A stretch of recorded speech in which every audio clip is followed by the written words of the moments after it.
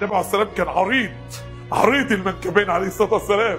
دايما اللي بيبقى عنده عضلات صدره بيعرض، اللي بيبقى عنده عضلات صدر وعضلات الدلتويد والباي والتراي والبكتوراليز ميجور وماينور والترابيزياس بقى من ورا. النبي بين الكتف اليمين ليه؟ عشان عرض عضلات، عشان هو وال1500 صحابي يعملوا عرض عسكري قدام مكه اللي واقفه تتفرج عليهم وهو داخل يعمل عمره غصب عن مكه. قال لهم رحم الله امرأ اراهم من نفسه خيرا، يعني بيقول لهم ربنا يرحمه، بيدعي له بالرحمه اللي هيوريهم عضلاته شكلها ايه النهارده، واللي هيوريهم قوته ما يقفش ما يتعبش ما ينهكش. الخير هنا ايه؟ الرسول ما كانش داخل يسجد، النبي كان داخل يرمل يطوف بسرعه. النبي الخير هنا اللي هي اللياقه البدنيه والفتنس والعضلات، النبي سماها هنا خير لان ديت كان لها تاثير قوي جدا في نفسياتهم. الصحابه كانوا كلهم فورمه. رسول الله يخطب في حجة الوداع وعنده 63 سنة